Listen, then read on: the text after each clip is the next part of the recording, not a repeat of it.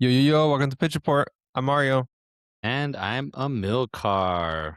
Mario, 1 week or not 1 week. I guess it's been a little bit Yeah, over a no, week. technically it's a week has elapsed since it Okay, yeah, started. weeks elapsed. Got one whole I guess one set of games all the way through. Or partially, both of us, as you can see, whoever's watching can see Mario watching in the background, have it on your iPad, I have it on my phone. And this is the last game of the first round, man. It's crazy how fast it's gone by. I know. I'm trying to relish in this moment because there's always like a bit of sadness towards the end. Like when you're watching the final, you're so excited, but it's also like the end of like such a cool experience, and then the wait continues until the next World Cup. It's funny because I kind of get that. Honestly, probably after in this World Cup, it'll be after the round of 16 when there's not a game every day. Then I'm Yeah. like, man, like, what am I supposed to do now? Like, there's not 4 games on that I can just watch all day. Like, so I get it even before the final. And what's cool too about like games every day is also basically everyone around you at least knows there's a game of some sort going on. So it's like the collective involvement of everyone in like your day to day life, not just like regular soccer fans that maybe watch like Champions League or something. Yeah, so there's totally like less judgment when you're like Yeah. not paying attention or or something like that. And it's not just like you said, the soccer fans, it's everyone that's like, oh well, I've been to this country one time, so I'm rooting for them, like Yeah. all that stuff. I think I mentioned I read in a comment section for like a soccer post, and someone from Bolivia was like, "We never make the World Cup, so I root for Ghana because the flag is very similar to ours." I love that. Yeah, I feel like there's been a lot of stories like that countries going for other countries just based off of like proximity or I guess having been there one time or whatever it may be. I feel like. Yeah, it's been one of the things I forgot about. Like coming into this World Cup, all the cool stories and connections that happen because of the World Cup, and it's been really nice. Like I'm sure your Instagram feed, my feed is kind of filled with a lot of these really cool and exciting stories of just people forming connections because of soccer. Yeah, totally. We talked a little bit briefly. And I guess it was more on the negative connotation last week. I think it was the when we were talking about the South Korea group about them not having the greatest installations in Mexico and being in the Monterrey state or the Monterrey practice field. I guess that was just not great. And then or it was either that or Tigres or something. But what have you kind of been seeing pop up? I guess probably on a better, more positive note, probably. There's been a lot of them. One of the ones that was pretty cute was there was this kid that wore a Christmas themed sweater. It was like green. I think it had like a Santa Claus and some white. And it was for like a pep rally for like Mexico for the World Cup. And he went viral for just wearing the sweater, and it's really like just endearing, and like he like did his best to like support the team in the colors. And Santi Jimenez from the Mexico national team got him a jersey and sent it to him. So now that the second part of the story is that he now has like a like official Mexico jersey. So I I'm, thought that was, I'm just glad that Santi Jimenez's name is being useful for something. I hate to bring it down, but like honestly, I'm just glad he needed something to get his PR out there. yeah, if I got an assist. Oh my god, that's awesome. I feel like I love the getting to like see the follow up. Because I feel like you see a lot of stuff like that. It reminds me of like something similar like that, but it was I think it was University of Tennessee, and there was a guy that like had basically drawn on paper and stuck it on his thing, and then the school ended up making it like an official shirt. So like kind of Yeah, something similar to that. yeah, that was really cute. Yeah, it's really just sweet, like connecting these stories that Yeah, have you seen the one happen. with the World Cup duck? The with like the Oh duck yeah, wearing the yeah, Mexico yeah, jersey. Now it's got like a playing card. It's like just blowing up into this whole thing. yeah. I've seen that one. I've seen like a few dogs, but yeah, people get creative.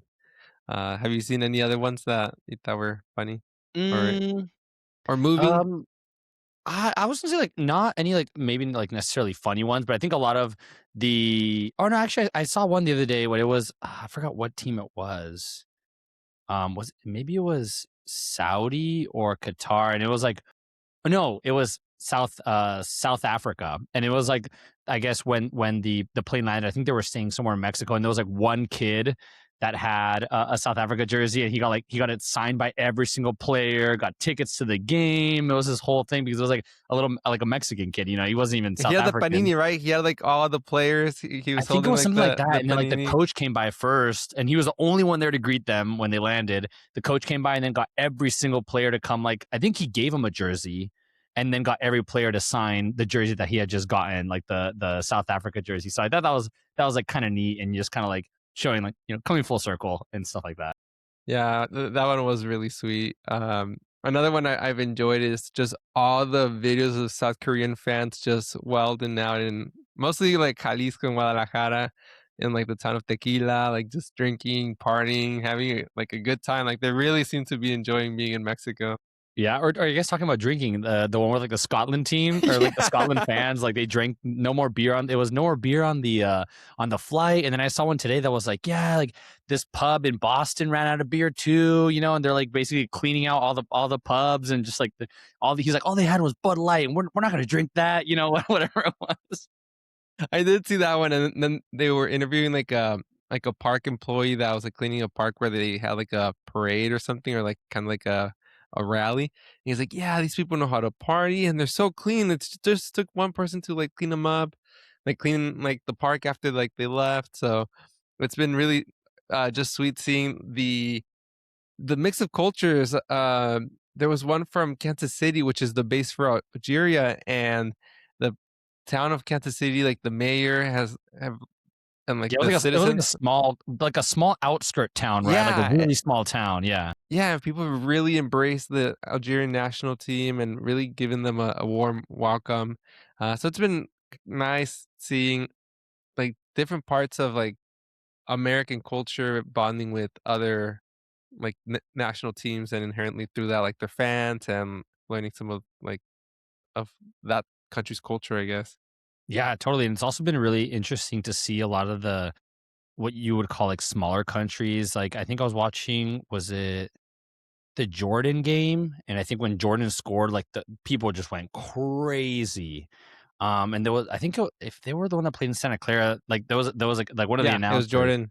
Yeah, okay, yeah. One of the announcers was like, I've been here for so many Niners games announcing and stuff. And this is like a game winning touchdown. That's how loud it gets, and that's how loud Wow. these people got. So um I guess the last one that I'll touch on, and it's like, you know, pouring salt in the wound a little bit, but the goalie for Cape Verde, Yeah. you know, and he had like 40,000 followers. He played like, you know, the game of his life, or just an amazing game. You know, had crazy stops, and now he has like north of 10 million followers.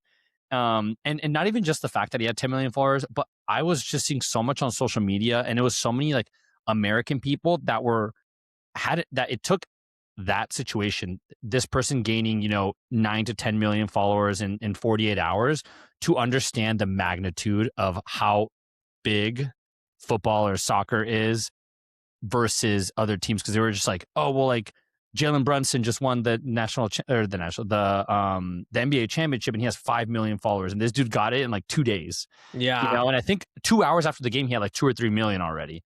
And so people are really like, it was just interesting that the Americans are seeing the impact of, oh wow, I guess this is like crazy, you know. And it took them coming to America, and then just something like that that's so trivial, to realize how powerful and how many people are watching it. Yeah, it's been I wasn't going to bring up Cabo Verde. I was going to let you bring it up first. But yeah, that's been an amazing story too, and just like 40 years old. I think he had like there was 27 shots on goal and he had like 7 saves. Hmm. It's just amazing. It's like a true like story. Like it's you could make a movie of so many different things that have happened. Like when would you think that like this guy in the second division of Portugal at 40 years old would get to play in a World Cup against probably a team that might still win it and have like such a game. It's just like a life-changing experience. I think they're working on getting his mom out to the US so that she can watch some of the games, because due to visa requirements with the US, like it'd been a little difficult. Uh, so yeah, it's just been like really, really moving. Yeah, and Uh, honestly, it's probably not going to happen to him because he's, you know, really old. But if it was a younger player has a game like that, like that's a career altering game. Like you're getting calls from teams all over the place.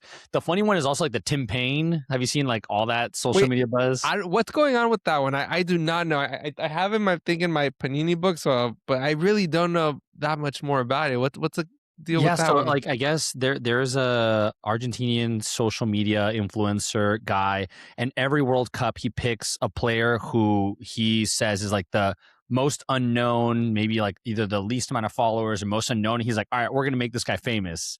And I don't know who Uh, he picked last World Cup, but this World Cup it was basically Tim Payne, and so he was like, all right, well, we're gonna make this guy famous. And then all of a sudden, he's just like on every influencer, just talking about, oh, Tim Payne, Tim Payne. And then he went from having no followers to he has like 5 or 6 million now. And he's like, yeah, it's like I was at practice, or like I think Fox did an interview with him. He's like, yeah. Then all of a sudden, I'm like, oh, what's going on? Like, I'm getting so many followers. This is crazy. Like, what's going on?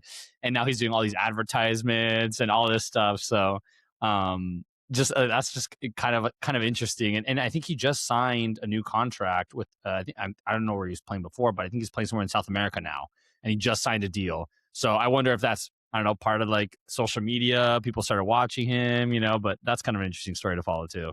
Wait, that's so cool.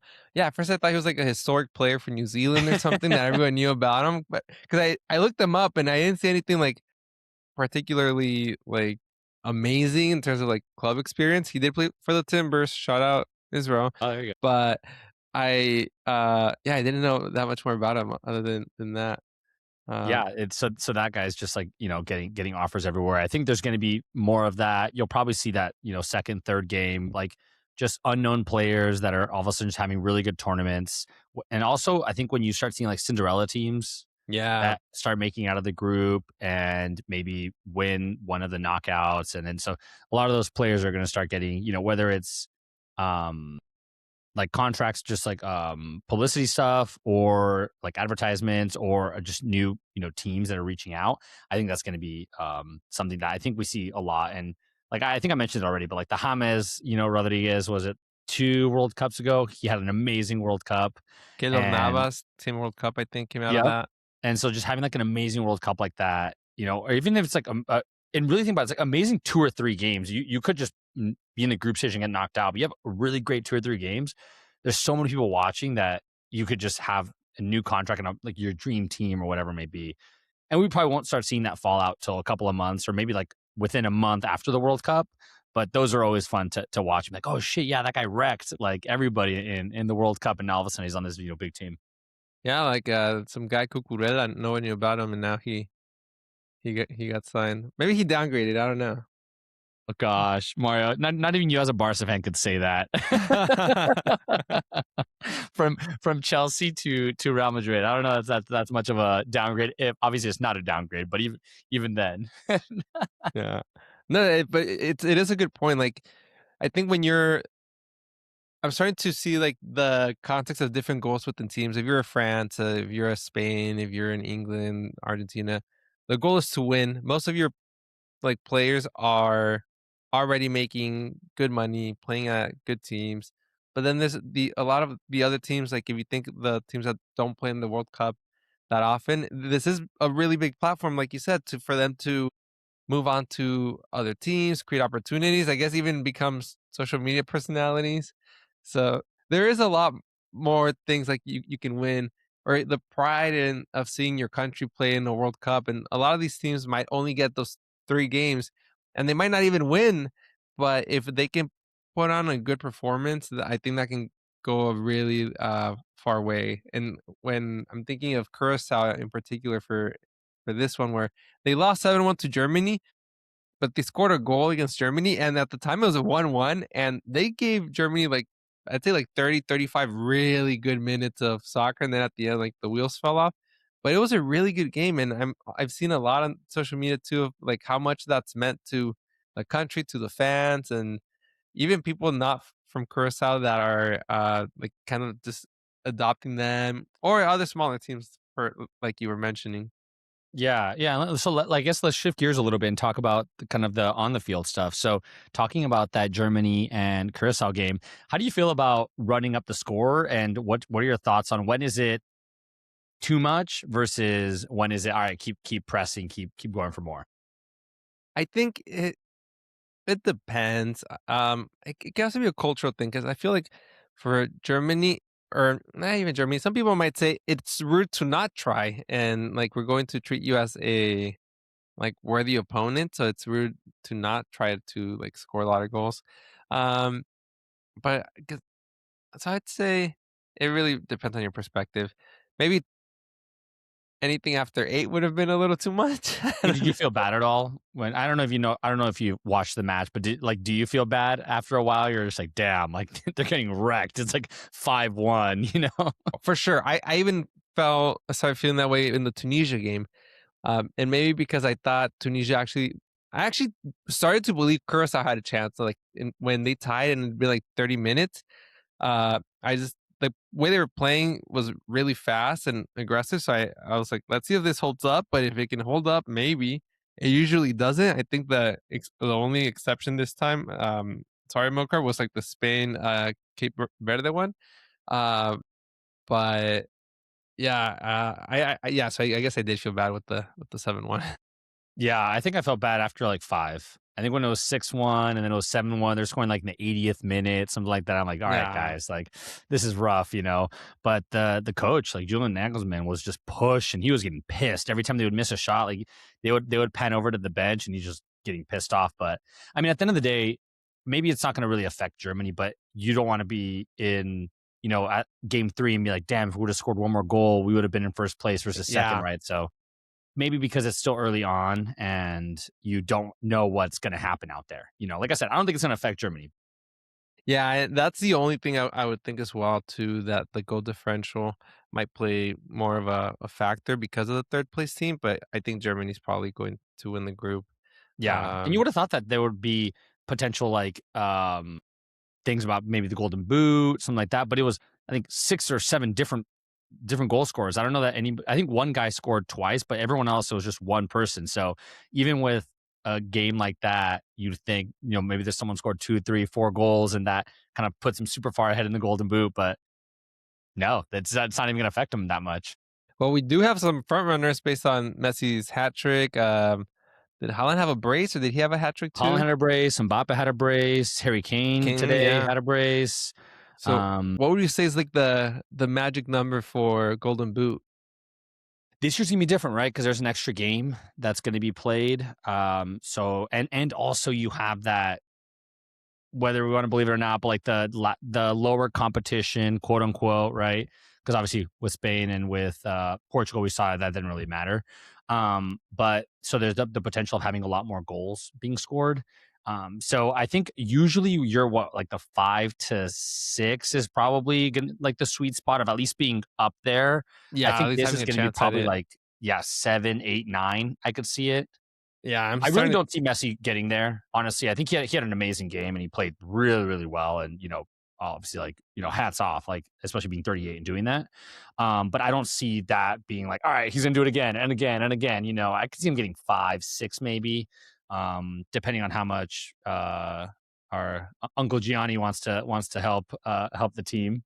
Oh my Um, dude. just This based off your reaction, actually, let's just jump into it. Based off your reaction, what were your thoughts on the Argentina game, all the controversy? This is good. Do you remember that thing about the dress? Is it blue or is it like Yeah, white or black? I forgot what was the other yeah, color. yeah.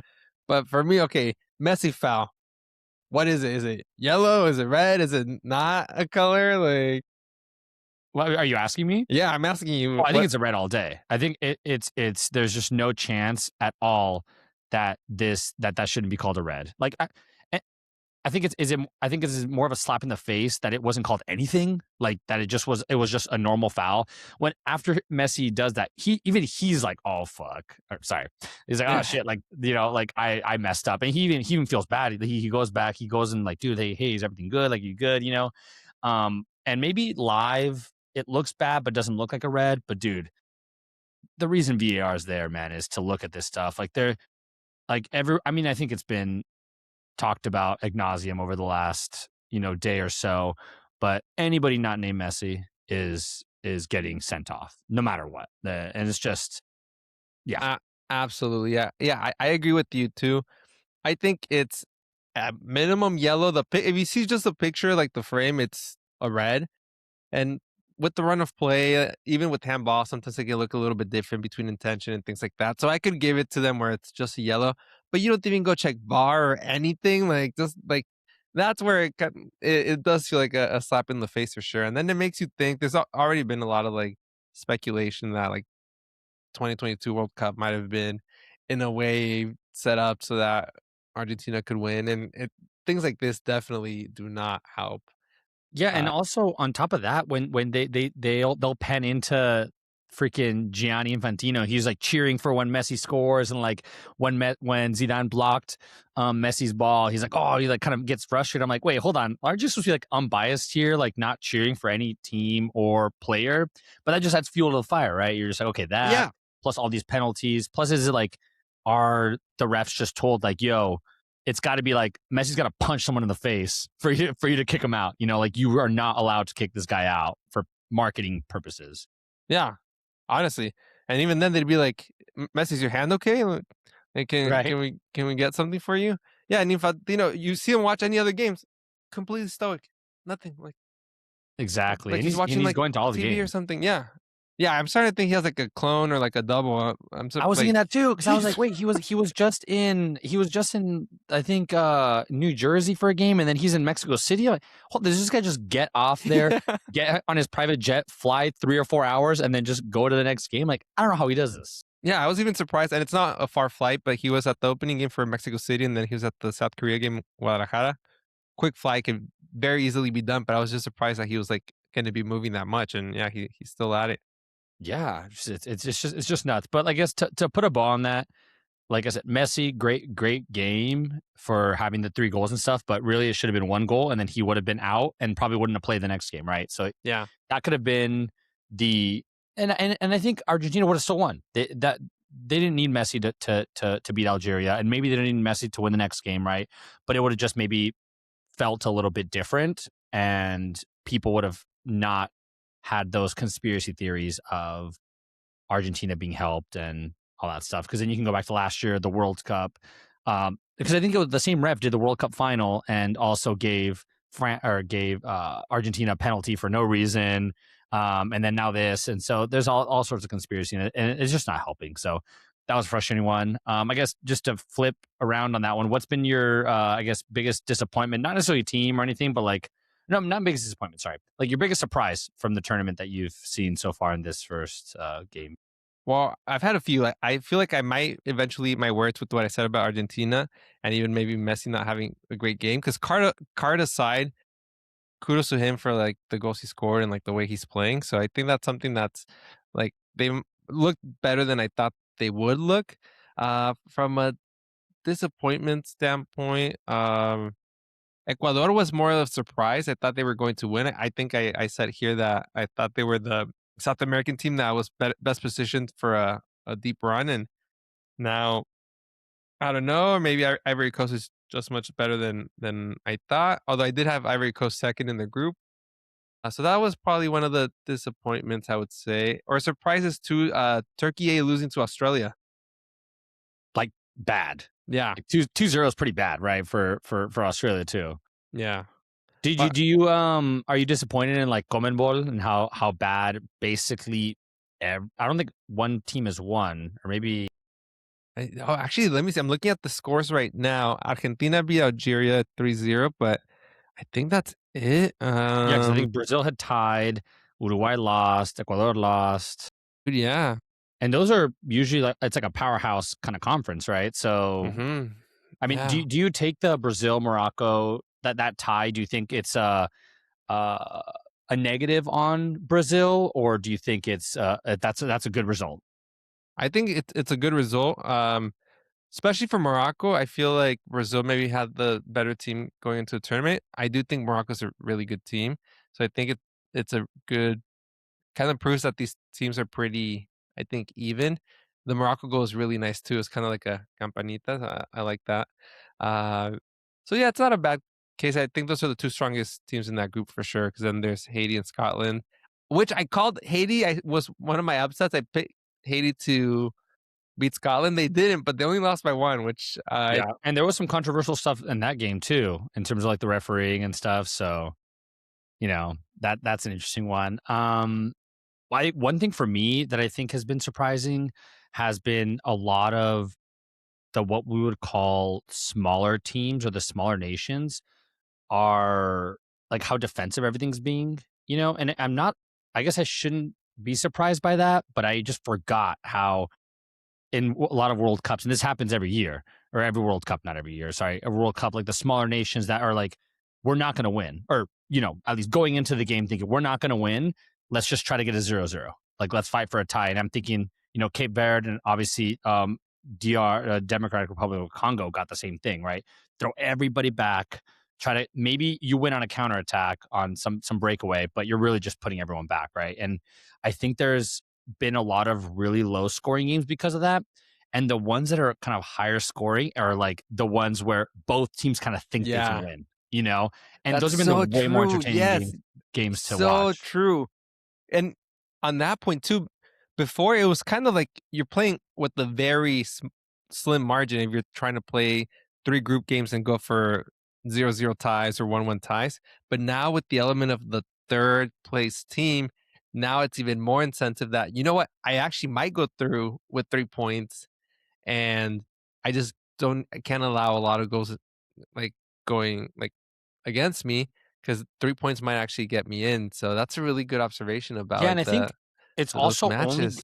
and not only, but I think it's really heavy in the first round of games because teams don't want to get blown out. Because if you get blown, like I mean, for Curaçao, even if they tie the next two games, they lost by 7 goals, right? Like the goal differential is going to destroy you, right? But I feel like a lot of teams were really not risking a lot. They were more just like, if we lose, let's lose by 1 goal. Let's tie. Let's not really just throw everything against the wall.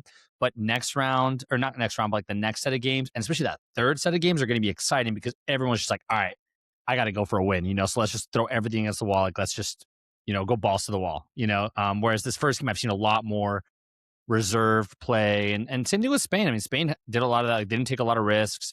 Portugal, kind of same thing. Played a little more lethargic, slower, just possession based. Really like kind of boring. So you can say. But you talk about the Japan game, like that was just like Oh, that was a exhilarating. really good The, game. the England game, that was just exhilarating. Why? Because it was both two top teams they weren't settling for a tie. They were like, we're going for this win, and it was just so much more exciting. And I think that's probably what fans, if people maybe haven't watched a ton of World Cup and this is your first experience, like that's what you're going to start seeing in that second round, like in the knockouts, especially teams are just going for it. Yeah, and they'll have a number in mind too if you're looking for a certain differential. Hmm. Iran, New Zealand was another good one. Yeah. So how did you feel about the Spain tie against Cabo Verde? Yeah, I mean, I think it's obviously it's not ideal. That definitely the goal was to win that game, and I think most fans or most even just people thought it was going to be a blowout. I was thinking it was going to be like a Curacao, Dude, I was all right, thinking it's gonna be 7-0. 4-5-6, something like that. Like it's gonna be a lot. Um, I mean, it's I think the last 6 or 5 World Cup openers, Spain's only won one of them. It's just they start off slow. Half their team was injured. Like Lamine Yamal didn't play till the end. Nico Williams didn't play till the end. Mikel Merino, Dani Olmo, like a lot of these big names that are starters didn't play till the end because I think the coach was trying to hope that they could get through without having to play a lot of these players that were maybe not injured, but they were coming off of an injury. And Lamine Yamal played a lot more than he was expected to. Granted, I think when he came on, the game totally changed. I think it was Yeah. way more fast paced. There was way more opportunities for goals to come. So, as much as as weird as it's going to sound like, I'm kind of glad it happened now, and that this worst case scenario potentially is a tie, right, against Cape Verde. And then later on, when Uruguay tied, also that almost made it even more stomachable, because it's just like all Dude, right, that everyone that has group just one got point, really interesting. yeah, right. And so now, like, I mean, Uruguay potentially, I mean, they have to win. So someone's got to win one of these games. But it didn't make that as much of a mess up, and I think it also just kind of wakes you up. It's like, yeah, you're on paper one of the best teams, but that's not going to do you much. And I think honestly, I think that helped France. That helped a lot of teams on the back end seeing a powerhouse like that go down and be like, all right, we can't do that. Granted, it didn't help Portugal. Yeah. I mean, you mentioned Spain usually doesn't start great in the World Cups. They lost their first game when they won the World Cup. Argentina lost their first game last World Cup, and then they won the World Cup. And honestly, well, I'll ask you first. Are you concerned about Spain going through? Spain going through, no. It is a little bit concerning of how it's going to go and go going forward. Granted, I will say, and I've stood by this, they play very differently when it's a lot more of an open game. So I think that game needed, if Spain would have scored one goal, it would have been five. Like it was just going to go downhill very fast because Cape Verde, their plan was obviously 0-0, right? Or like a tie. It would have opened the game up a lot more. They're just going to have to figure out that final pass. Ferran Torres obviously missed two awesome chances that they could have had. So I mean, what are you gonna do? It thankfully they're not out of the World Cup and it's just one game and they're just they kind of messed up a little bit. But yeah, it is what it is. I'm not worried about them. I mean, I still think at the end of the day that they're gonna go far. I still think if we're being honest, I still think confident they're gonna win the World Cup. I think everyone's gonna come in healthy. I think they're gonna start all their players that they normally start. So I think after this next game, that'll be a more telltale sign. And I think the same could be said about everybody, Yeah, 'cause everyone absolutely. can have one really good game and Mhm. one really bad game. But after this next round, we'll have a better idea on kind of how things are panning out, and what teams are maybe real or not. Yeah, I agree. I don't have any doubt about them making it through, and I also think that they'll be at the worst playing for a semifinal, if probably even further than that. And I will say I am very happy for Cabo Verde for that tie and just how much it meant to them. I'm rooting for them to make it out of the group and just keep like the run going. And Colombia just got a Yeah, third goal. that was a great Nice. goal. Uh, well, there we Well, go. I guess Conmebol how do winning. you feel about Mexico? Do you think that was like, do you feel confident? What are your thoughts? Obviously, they won 2-0 with a bunch of red Mm. cards. God, crazy Oh, first game. I know. Uh, looking at it at a high level, I think it's a good result. We got 2-0. We got 3 points after our first game, so that's not a bad spot to be in. Would it have been nice to have? Sorry, that's I guess Bugs. My dog isn't very happy with the score. Uh, would it have been nice to score more goals, especially that we were playing. Sorry, against basically 9 players for a good part of the second half. Yeah, that would have been really nice. But at the same time, we got 2 points. We have a 2+ goal differential. It'll be really telling to see how we play against South Korea. I really would not want to go into a Czechia game where we only have 3 points and we need to get points out of like that game. Uh, but I think the vibes are pretty good in Mexico right now. It's the team's been not received because they're at their home country, but it just feels like the like people feel pretty good about it, and the team looked good. I would say Cesar Montes will probably be missed, for or will definitely be missed against South Korea. He's a tall guy, and South Korea didn't defend very well against like set pieces, so that would have been like nice Wonder to have why, his Mario. presence. Let's look up average height in South Korea. I'm sure that'll give you the go-to. There was one who They like scored on a Japan, header though. They huh? did score on a header. Yeah, and Japan scored on a header against the Dutch, which is the tallest country on average. True. That was like sometimes you just gotta really get a good bend on your knees when you get going. Uh, so yeah, all in all, I'm happy. I'm excited, nervous for the game tomorrow. But yeah, I just hope we don't lose because I think that would kind of affect the confidence in the team if you lose at home. I think the expectations that you should win this group. But Yeah, I really think, as in, I guess, unbiased person, right? I'm from the outside looking in. I think that that this should have been 3-4-0, and it's not even like I would venture to say it's not it would have been nice. I think it should have been an expectation, especially yeah, when you're playing against 9 players, even against 11. Honestly, they had a lot of opportunities. And maybe it's rust too. Like we're saying, I mean, I'm talking about Spain starting slow. So the fact that if this, and we'll see in a couple games, if this is a bad game and you still win 2-0, you're chilling, right? Like that's one way to look at it. But I think that it could have been easily 3-4, and it probably should have been, yeah. and that would have really been the confidence booster of saying, all right, we got a bunch of goals, even if it's not against a good team. Like I think Germany feel amazing going into there getting 7-1. And even though it's against Curaçao, it doesn't matter. You scored 7 goals. Like, it's hard to do that against anybody, right? Yeah. And so I think if they would have had the 4 goals, or which I think they could have easily had, I don't think it would have been out of the question to have that. They would have had even more confidence going into that South Korea game. I mean, South Korea played well. I mean, they obviously it was a last minute winner, but I mean, Czechia was your sleeper, and they played super well as well. So it I agree. I think they need to get a result, just to lift a little bit of the pressure from the potential third game. But then on the flip side, it's like probably getting carried away. You can expect them to win every single game, right? You're getting ahead of yourself also. Yeah, totally. But yeah, you're right. It'd be nice to go in at least with the higher goal differential. That way, worst case scenario, at this point, you have 3 points and you can try to be a third place team, assuming you lose the other two games, and maybe you're at that point 0 or 1-0 in your differential. Uh, but let's talk about the other host countries.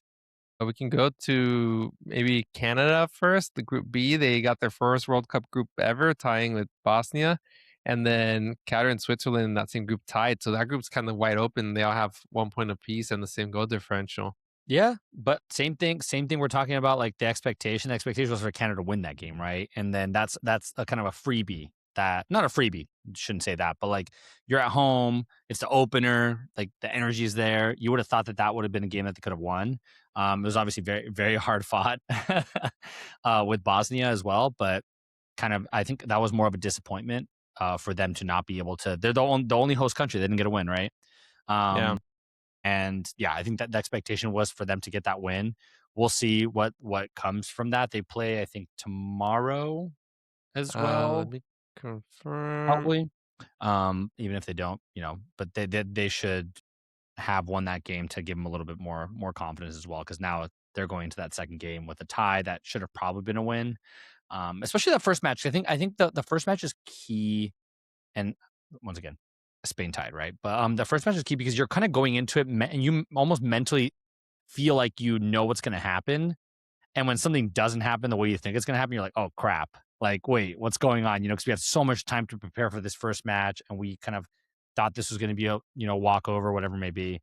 And to not be able to get the points is tough in my opinion. Yeah. I also expected them to win. I guess in context, it's their first World Cup point ever. So like good for them. But yeah, hopefully the home field advantage plays more in their favor now that they'll be playing in Vancouver for the next two games. And like you said, one of them being tomorrow against Qatar, which played much better against Switzerland than I would have expected to. I thought hmm Switzerland was for sure going to win this group, and it might not be the case. Yeah, no, exactly. That was also a really nice game. Similar thing that we're talking about. Really compact team, really defensive, going for a counterattack or a set piece to really get the goal, and that's what happened. I think it was a set piece almost at the end of the game too. And they played well. They played well defensively. So yeah, Yeah. And then I props to guess them. finishing it off with the last host, Team USA. Wow, they what Probably the a most surprising. yeah, what a statement win too, because they arguably had the hardest matchup too. Go at least what we think. We'll see how Paraguay plays the rest of the tournament. But going into it, and they just really dominated Yeah, do you think it was more of a, I mean, they won 3-0, right? Do you think it was more of for one. US playing well or Panama not playing well? Or Panama, sorry. Um, Paraguay not playing well. Paraguay. No, the Team USA looked really good. I feel like they were moving really quickly. They were really touching the playing at a fast pace, touching the ball really well. Really nice goals too. I hadn't seen a Team USA like that in a really long time, if ever. That's one of the best matches I've seen them play, I would say. And Paraguay was going to potentially be a team uh, that I guess that they could have tied with. I don't know if it was they were gonna beat them by 3 goals. No, exactly. I think that was also a huge confidence boost for them playing at home as well in LA, tons of fans. I'm more surprised than I am that they won. I'm surprised that Pulisic was so involved so little, and they were able to get that result. Because if they would have said 3-0, oh, Pulisic, was involved everywhere, a couple assists, maybe a goal or so, that would be like, all right, okay, that makes a little bit more sense. But I think going into it, I thought they were going to be a lot more reliant on Pulisic, and he went off with maybe an injury, maybe not. And they looked like they did not miss him or didn't need him. And that was, I think, really good to see from the US. And just kind of like Mexico, we were talking about, and I hate to bring it up again, but like we were saying that, oh, they're playing so poorly leading up to the World Cup. Like US playing so poorly, like they look disjointed, look like they couldn't figure it out. Get to the World Cup, and then Pochettino's like a genius. You're like, wow, this team's Yeah. just like they're just locked in. They're like crazy how just the mentality of this is the World Cup versus friendlies is such a drastic difference in play. Yeah, absolutely. Going into the tournament, I felt like Mexico was looking the best, then the US, even though the US hasn't played as well, but they just have a lot of talent, and then Canada. And I would say if I had to bet who goes the furthest, it'd be the US, at least based on the performance in the first game, which I'm looking at the bracket scenario that I had made, and I had the US winning the group, and then I also had them winning the round of 16 and playing Belgium in the quarter or the new round of 16. So they would play Belgium in that, and I had Belgium winning, and then Belgium would go on to play Spain. But the way Belgium played versus how the US played, I would have, if that same matchup does occur, I would have the US playing in the quarterfinals against Spain. And um, I don't know, at that point, you start getting into some kind of like home field advantage where people are just crazy and passionate. And I don't know, playing against a host during the World Cup can be something else. Yeah, and I think once you get into the knockouts, anything can happen, man. Yeah. Like all it takes is like we are saying, if you're an underdog, it's almost better just stay back, park the bus, go on a counter, or just park the bus the entire time. Granted, we say park the bus like it's easy. Like it is difficult to just withstand just a beating for 90 minutes, right? Like what Spain did to Cape Verde and what Cape Verde did to Spain is super impressive. Like I don't care if you say I had 11 players back there. 11 players that were coordinated, not giving up penalties. I think they only had one foul the entire One game. foul the entire, yes, it was Yeah. a yellow in the first half. Yeah, and sure, you're gonna have like some amazing saves from a goalie, but it takes a lot also for the 10 players playing in front of them. So just want a disclaimer that just saying park the bus is not like, oh, okay, you put the players there, it's easy, right? Like it's very, very difficult to withstand that. But it's a game plan, right? That's a game plan, and that does work a lot of the times, right? So you think you're an underdog, going there, play back, play really compact, good defense, and just go on a counter, or do that for 90 minutes, do it for another 30, and go to penalties and see what'll happen, right? And you know what else is in favor of that kind of strategy that maybe a lower ranked team might have? The hydration breaks too, because Oh, it's a grind. If you're doing 90 minutes, if you get into later on in the tournament, you're doing 2 hours, assuming you're trying to play for penalties. It definitely helps getting a quick breather. What is it, like 3 minute breather, like in between? Why not? no, totally. And then one last thing I'll bring up before we wrap it up is also like kind of on those hydration breaks, not even just the breaks, but also there's some teams, and I think Germany was beneficiary of this, that are playing indoors in AC. That the next game is not going to be indoors. It's going to be outside. It's going to be in humidity. It's going to be 95 degrees, and a team like Germany is not probably going to be able to play as well as maybe like a Curaçao or like a Panama or a Paraguay, that this is more their kind of environment. So I think I'm actually really curious to see how teams vary from playing an indoor stadium with AC versus playing outdoors, and maybe in Latin America, sorry, in Mexico where there's a ton of humidity, or on the East Coast with a ton of humidity too. Yeah, totally. Like on that point, I don't know if Germany scores 7 goals. Maybe they do 5 or 4, like we mentioned. Mm-hmm. Because yeah, at that point you can't play. I mean, Curacao maybe could, because obviously the humidity, that's what they play in all the time. But like, let's like reverse the roles. Like you can't run around like that and play such a crazy game, such a not crazy, such an intense game if you're not used to playing in that weather. Try doing that in Mexico City. Not going to happen, Yeah, right? good And so luck. all the differentiators, and I think that's where some people see it as like not fair right now, because some of the harder matchups are played in AC, but then maybe Germany goes on, or I mean, a lot of teams, right? They go on and play an easier match in humidity, right? And so it's just like it doesn't seem super fair because the conditions are so drastically different, that it almost seems like giving benefit to some teams, not to others. Yeah, on that note, I'm really hoping assuming Mexico can move on, if they make it to the quarterfinals, that game or the round of 16, that game would be in Mexico City. So whoever they play, which my bracket would be England, I think that would be a nice advantage to have going into it, or like a Norway playing somewhere like that. Yeah, and imagine not even just like playing that, but like the like yeah, Norway or England or any team. Like, let's say you're coming from playing in what Miami or playing in Atlanta or playing in LA. The and having to go what 2 days later and play in the altitude of Mexico with the heat with all that stuff. Whereas Mexico's been playing there for a while, or maybe their group was there, or whatever other teams are Yeah. there. Like that's going to be where we're going to start seeing some stuff where a team's like, wait, we went from sea level to X thousand feet, and this other team's been sitting here acclimating. Obviously, Mexico was already used to it because they practice and they play in that. But for other teams, it'd be Yeah. intense.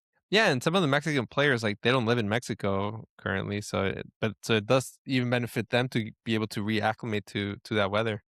Yeah, totally. So I think that those are some things to look forward to and kind of see what's going to happen for the next round.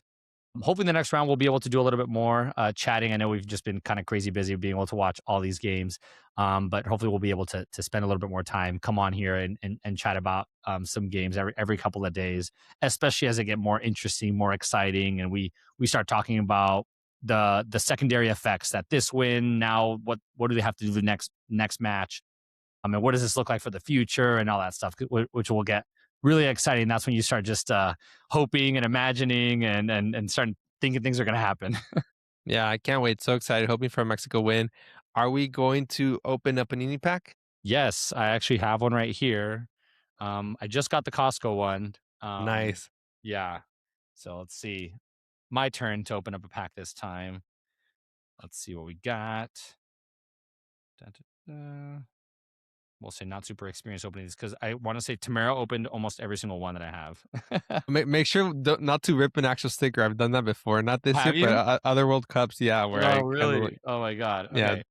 Okay. We'll do here. Let me just flip them so they're all right side up. Alright, All so if right. So you're there's obviously seven cards.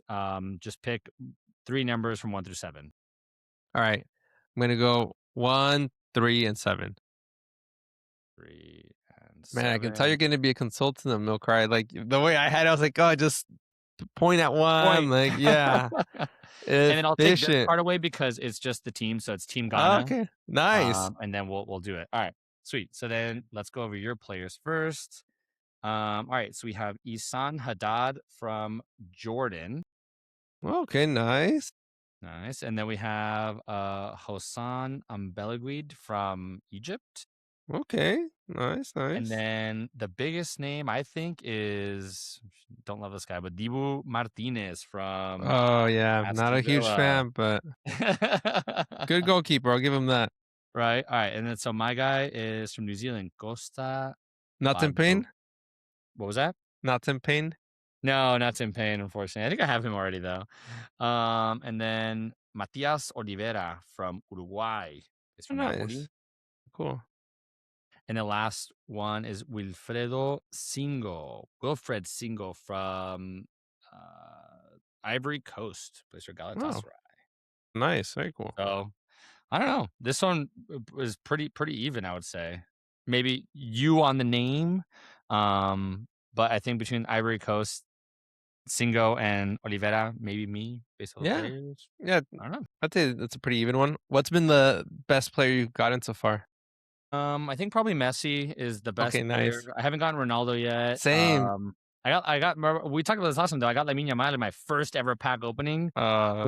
which was cool to be able to get him. But no, I think Messi's the biggest name that I got. I got Vinny also, Oh, cool, that's Rafinha a a good couple one. times. So yeah, I have another 39 packs to open up Oh, now. you got some work to do. I was going like 5 a night or so, and so I've run out now, so I need to replace them, and then hopefully we can trade soon. Yeah, no, my sister gets very, very excited. We were up till like 3 a.m. the other day. She's like, "No, let's do one more. Well, Let's dude, do that one was more." She yeah, gets so excited, yeah. and I'm like, "All Uh, right, let's do one more." And then I was like, "All right, we go to sleep. I'm so tired." I was like, "We'll open the rest tomorrow or something like that." And so now she just has been seeing them in on the dining room table. She's like, "All right, do you want to open them today?" Like, and she's right now she's sticking them all like on the Oh, book. nice. So she's like, "Oh, are you sure you don't want to stick them?" I was like, "I'm good. You can stick them. You're good. We'll rip them later." So now we just gotta figure out all the duplicates and then hopefully fully trade them and see how full we can get the book. Yeah, it starts getting like opening kind of like strange once you get it. I can imagine just because it's just thick because of all the Yeah, stickers and stuff, right? yeah. All right. Well, that's I think all we have for you guys today. Thank you for joining us for just discussing the first I guess week of games. Like I said, hopefully we'll be able to get on here a little bit more often and be able to talk a little bit more singularly about the games because I know we missed a ton of games. We kind of just talked about some highlights. I'm sure we missed a ton of important stuff because I think every day there was a bunch of stuff going on and exciting things. So stay tuned, stick with us. We'll be kind of continuing discussing the games as they come up. Like I said, it's gonna be more exciting, more games to watch. But yeah, that's all we got for you. Thanks for joining. My name's Amilcar. And I'm Mario. Thanks so much. Thank you. Bye.